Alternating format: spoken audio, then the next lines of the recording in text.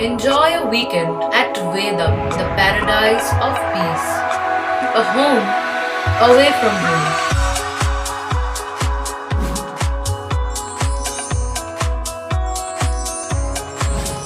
See yourself resonating with the nature. Vedam welcomes you to create your best memories.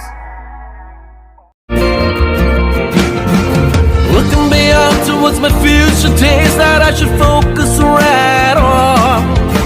Should be stable and I should be able to make it happier and strong. Looking beyond towards my future days that I should focus right on.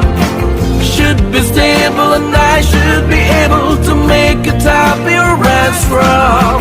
Life is an ocean that is always in motion. Let's drive it on along.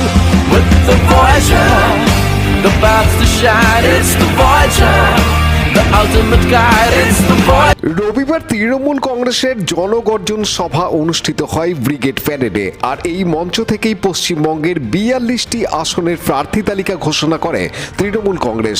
Hooghly Lok Sabha কেন্দ্রে BJP প্রার্থী অভিনেত্রী লকেট চ্যাটার্জির বিপক্ষে প্রার্থী ঘোষণা করেছে তৃণমূল কংগ্রেস দিদি number 1 খ্যাত রচনা ব্যানার্জিকে।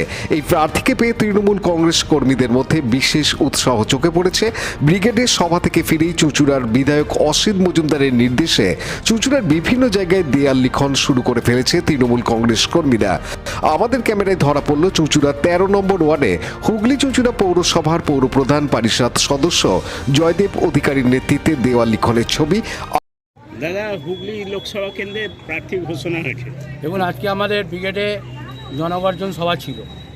সেই সভাতে যখন মাননীয় মুখ্যমন্ত্রী মমতা বন্দ্যোপাধ্যায় আমাদের হুগলি লোকসভা কেন্দ্রের নাম ঘোষণা করলো, সেই সঙ্গে সঙ্গে আমরা এখানে ফিরে আমাদের ওয়ার্ডে হুগলি চুঁচুড়া পৌরসভা 13 নম্বর ওয়ার্ডে আমরা কর্মীদের নিয়ে সঙ্গে সঙ্গে দেয়াল লেখা শুরু করে দিয়েছি। দিদি নাম্বার 1 রচনা ব্যানার্জি।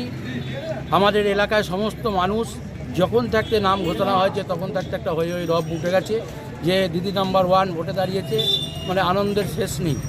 যারা যারা লক্ষ্মী ভাণ্ডার পায় তারা সকলেই ছাড়াও যারা যারা টিভিতে দিদি নাম্বার 1 দেখেন, প্রতিটা ঘরের মহিলারা আমাকে ফোন করে করে জানাচ্ছে যে দিদি নাম্বার 1 দাঁড়িয়েছে, তো চোখ বুঝে তোরা জিতে যাবে।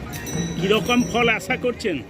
আমরা আশা করছি যে আমাদের চুঁচুড়া বিধায়ক যেটা বলেছিল যে 4 লাখ ভোটে আগের বারের যে আমাদের সংসদ আছে লকেট চট্টোপাধ্যায় তাকে হারাবে, ঠিক সেটাই মনে হচ্ছে মিলে যাবে। লকেট চট্টোপাধ্যায় বলছেন যে আমার বা রচনার লড়াই না, এটা মোদি মমতার লড়াই। দেখুন, মোদি মমতার লড়াই হচ্ছে পরের কথা। মমতা ব্যানার্জি শীর্ষ আমরা, মমতা ব্যানার্জি ক্যান্ডিডেট মানে মমতা ব্যানার্জি, সেটা সবাই জানে ও সারা পশ্চিমবাংলায়। আমরা মমতা ব্যানার্জির সৈনিক।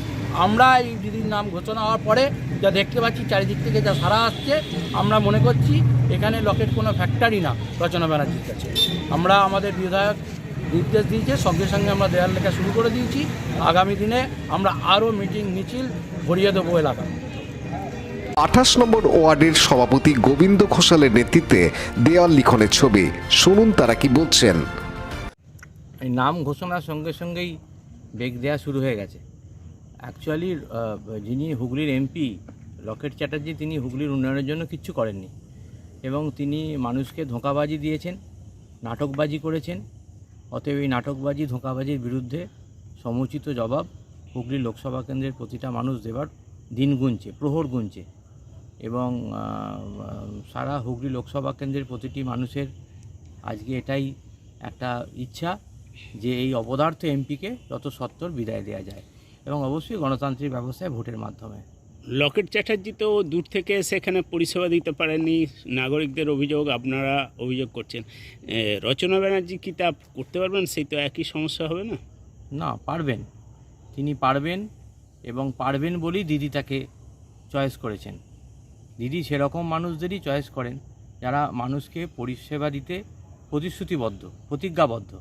অতএব দিদির চয়েস যেটা, সেটা নিয়ে কোনো প্রশ্ন নেই এবং মানুষও সেটা নিয়ে কোনো প্রশ্ন তুলবে না।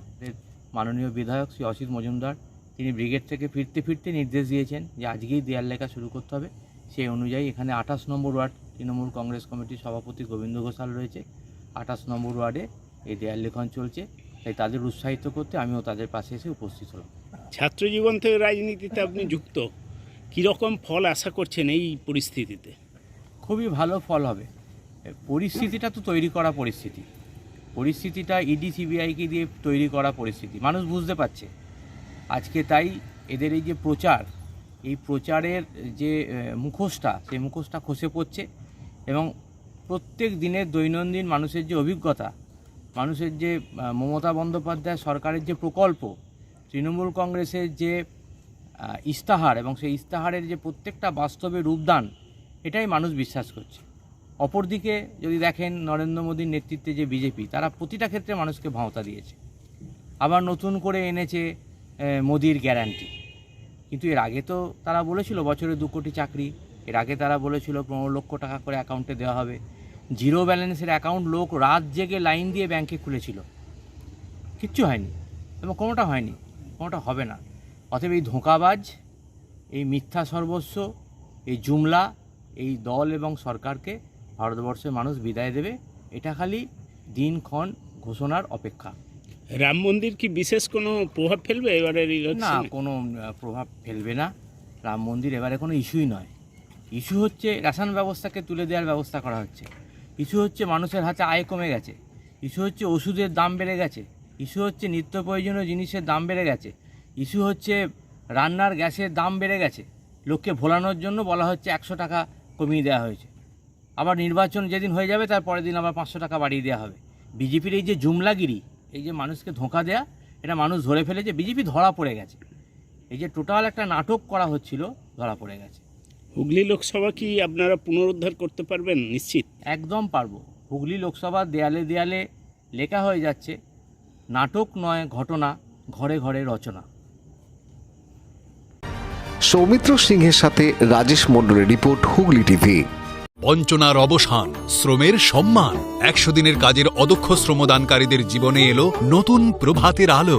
মাননীয় মুখ্যমন্ত্রী মমতা বন্দ্যোপাধ্যায়ের উদ্যোগে তাদের 2 বছরের বকেয়া মজুরির বঞ্চনার অবসান হলো। সম্পূর্ণ রাজ্য সরকারের নিজস্ব তহবিল থেকে 2651 কোটি টাকা ব্যয়ে 59 লক্ষ অদক্ষ শ্রমদানকারীদের বকেয়া মজুরি প্রদান করা হয়েছে। হাসি ফুটেছে রাজ্যের সকল অদক্ষ শ্রমদানকারীদের মুখে। পঞ্চায়েত ও গ্রামোন্নয়ন দপ্তর, পশ্চিমবঙ্গ সরকার কর্তৃক জনস্বার্থে প্রচারিত।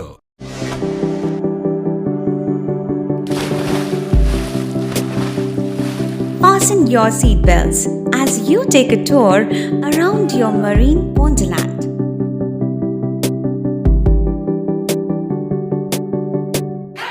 Spend a day at Aqua Marina and enjoy an array of water slides that give you butterflies in your tummy.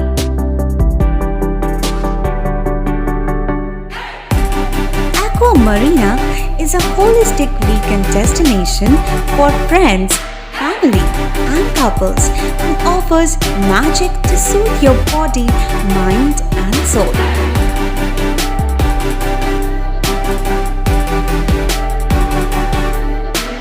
Aqua Marina, your customized magician. Welcome aboard and see the magic unfold. Like, share, subscribe করুন Hooghly TV. খবর এখন বুক পকেটে।